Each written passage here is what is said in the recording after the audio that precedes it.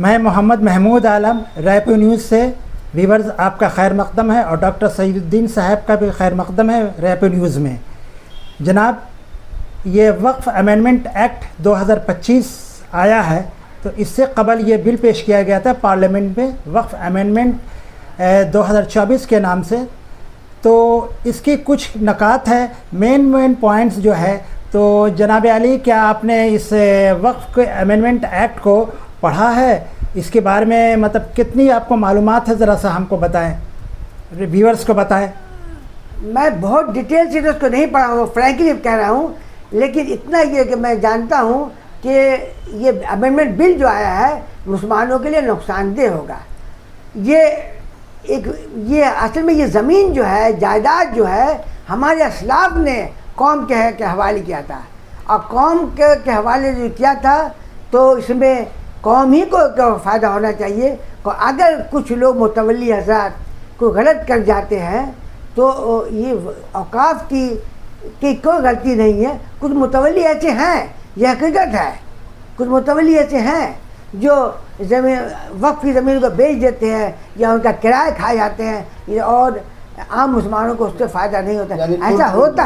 ऐसा होता है, लेकिन बहुत कम तादाद है। इसके वजह से हम बड़े पैमाने पर इस बिल के ज़रिए इसके वक्फ की ज़मीनी को ख़त्म कर दें, ये बहुत गलत बात है और ऐसा नहीं होना चाहिए। जनाब, इसमें एक पॉइंट है कि वक्फ बाय यूज़र, यानी साल से जो इस्तेमाल हो रहा है मस्जिद में, मस्जिद को मस्जिद की हैसियत से इस्तेमाल हो रहा है, कब्रिस्तान की हैसियत से इस्तेमाल हो रहा है, उसमें मुसलमान को दफन किया जाता है। तो इस तरह के कानून को इन्होंने ख़त्म कर दिया है, यानी अब वक्फ बाय यूज़र को ख़त्म कर दिया गया है। जो ज़बानी होता था कि कुछ लोग थे जो ज़मींदार थे, रईस थे, वो कह दिए कि अपनी जायदाद को ये मस्जिद के नाम पे वक्फ़ है, ये कब्रिस्तान के नाम पे वक्फ़ है, तो वो वक्फ़ हो जाती थी। इसी चीज़ को इन लोगों ने ख़त्म कर दिया है।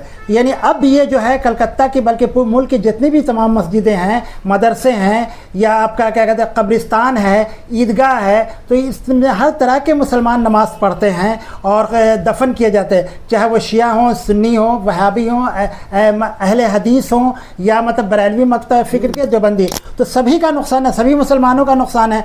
तो इस वक्फ बाय यूज़र को जो ख़त्म किया गया है, इस सिलसिले में आप क्या कहना चाहते हैं? ये तो मैं कह रहा हूँ कि बहुत ही गलत कदम गवर्नमेंट ने उठाया है और इस तरह का नहीं होना चाहिए।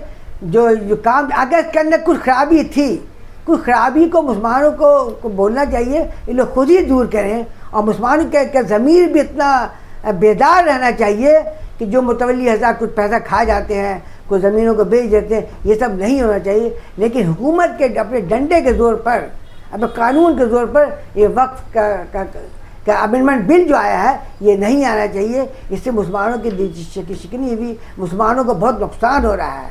इसलिए इस बिल को जल्द से जल्द वापस ले लिया जाए ताकि मुसलमान फिर पुरसुकून रह सके।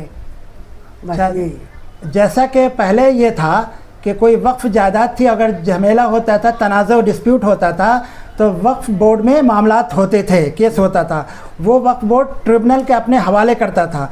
लेकिन अगर वो ट्रिब्यूनल से नहीं हुआ तो हाई कोर्ट में मामला जाता था। लेकिन अब इस इख्तियारात को, वक्फ बोर्ड के इख्तियारात को ख़त्म कर दिया गया है। यानी अब सीधा साधा अब कलेक्टर के हाथ में दिया गया है, डिस्ट्रिक्ट मजिस्ट्रेट जो होता है ज़िला का। तो अब वो डिस्ट्रिक्ट मजिस्ट्रेट होगा सरकार का, कलेक्टर होगा सरकार का।